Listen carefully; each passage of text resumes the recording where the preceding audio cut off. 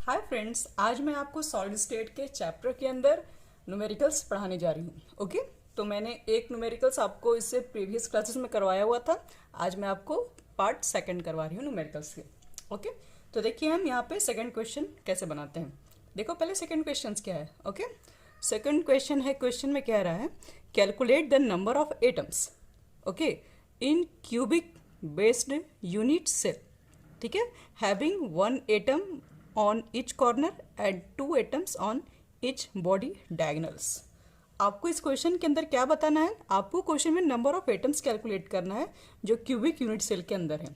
ठीक है, जिसमें कहा जा रहा है कि जो एक एटम होते हैं, ठीक है, one atom on each corner, प्रत्येक कॉर्नर पे एक एटम प्रेजेंट है, एंड टू एटम्स, ठीक है, on the each body diagonals, और प्रत्येक बॉडी डायगनल्स पे दो एटम होते हैं। तो हमें मालूम करना है कि नंबर ऑफ एटम्स कितने होंगे क्वेश्चन के अंदर। सबसे पहले आप एक क्यूबिक स्ट्रक्चर बना लो।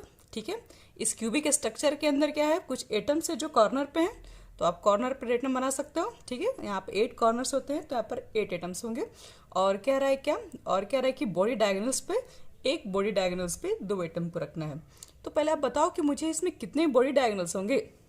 बॉडी डायगोनल्स का देखिए मतलब क्या होता है, एक यहाँ से कॉर्नर्स लेंगे तो हम लोग क्या करेंगे, एक इस कॉर्नर को मिलाएंगे, तब जाके एक की बॉडी डायगोनल्स बनेगा।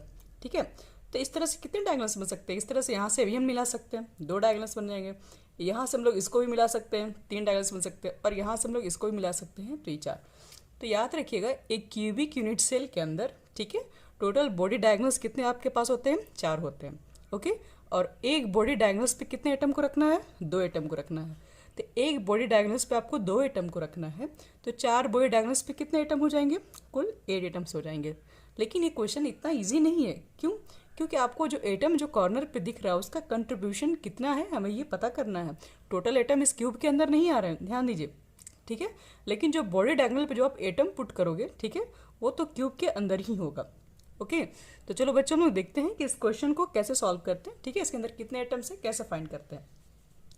तो हम सबसे पहले लिखेंगे since there are 4 body diagonals of cubic unit cell, okay, and each diagonal has 2 atoms. Okay, सबसे पहले हम लोग जानते हैं कि 4 बॉडी डायगोनल्स होते हैं क्यूब के अंदर, और ईच डायगोनल पे 2 एटम्स पाए जाते हैं। तो thus there are 8 atoms within the body of the unit cell. ठीक है, तो इस तरह से body of the unit cell के अंदर कुल कितने एटम्स होंगे, 8 एटम्स होंगे। ठीक है, which are not share by any other unit cell, और जो आपके पास बॉडी डायगोनल पे जो एटम होंगे वो कोई दूसरे यूनिट सेल में शेयर नहीं होंगे। तो इसका मतलब है 100% कंट्रीब्यूशन दोनों के एटम का है। ठीक है, ये मैंने एक करके देखा है, आप इस तरह से आप चारों बना सकते हो, पर वो ज़्यादा फिगर उसका रफ हो जाएगा, इसलिए मैंने एक ही बनाया हुआ है। तो मुझे एक चीज़ बताओ कि इसमें कितने एटम्स में जो बॉडी डायगोनल्स पे हैं।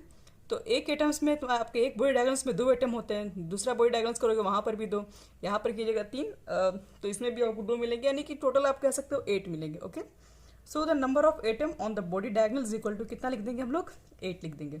ओके फ्रेंड्स, तो अब देखिए यहाँ पे again the number of atom. अब हम बात करेंगे बॉडी डायगोनल्स पे जो एटम थे वो कितने आपके पास कुल हो गए, कुल 8 हो गए। अब हम बात करेंगे इसमें कि आपके पास जो कॉर्नर पर एटम है वो कुल कितने हैं। ठीक है, again the number of atom which is present at the corner of the unit cell is equal to, आप तो जानते हैं कॉर्नर टोटल 8 होते हैं, तो 8 तो एटम्स आपके पास है, लेकिन उसका जो कंट्रीब्यूशन है वो कितना है, जो कॉर्नर पर होता है उसका कंट्रीब्यूशन 1/8 होता है, तो 1/8 लिख देंगे। और यहाँ पे कैंसिल करने के बाद कितने एटम्स आ जाएंगे, 1 एटम्स आ जाएंगे। यानी जो कॉर्नर पे जो एटम होते हैं उनका इस क्यूबिक यूनिट सेल के अंदर कंट्रीब्यूशन सिर्फ 1 एटम के इक्वल ही है।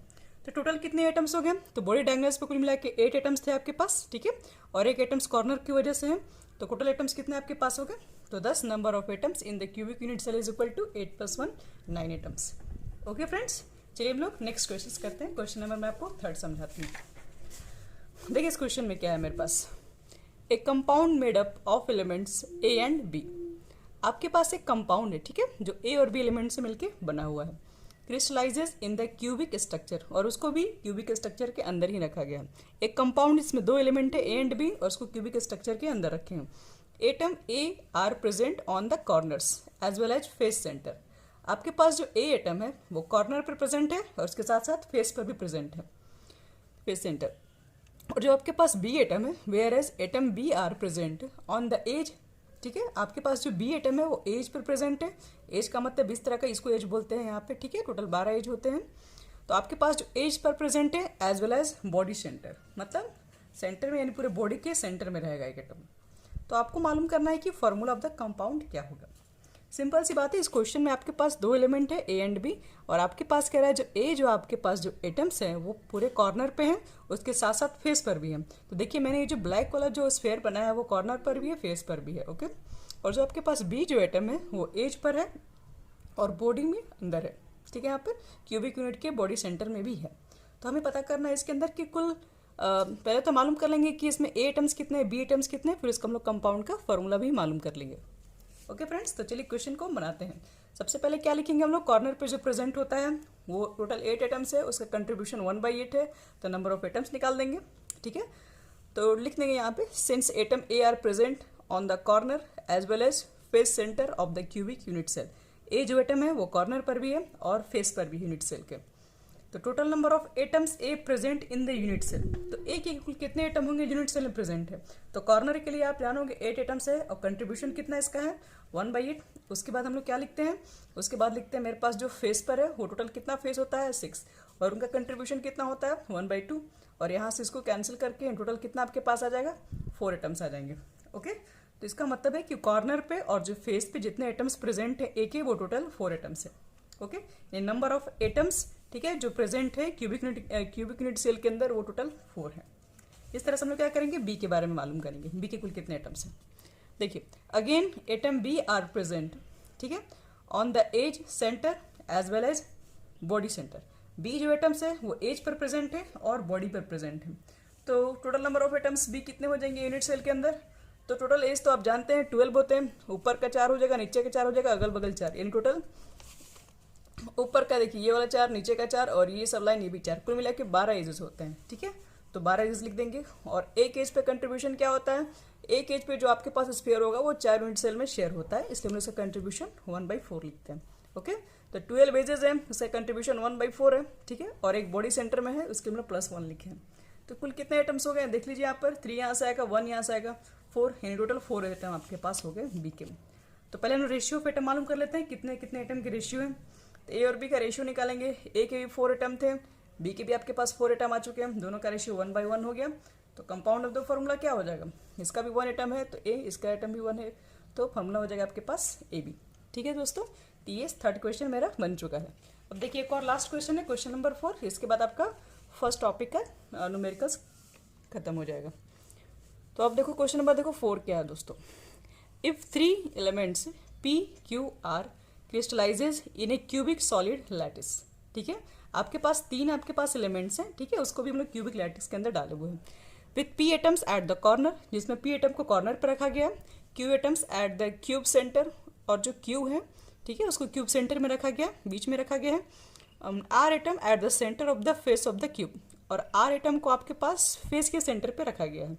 तो then write the formula of the compound, तो आपको फार्मूला मालूम करना है।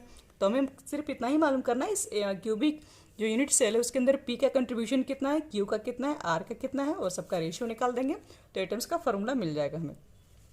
तो देखो दोस्तों पी एटम्स कहाँ कहाँ प्रेजेंट है, तो since P atoms are present at the corner and contribution क्या होता है 1/8, तो total number of P atoms कितने हो जाएंगे यूनिट सेल के अंदर, तो आप क्या बोलोगे 8 × 1/8, 1 एटम्स, ठीक है।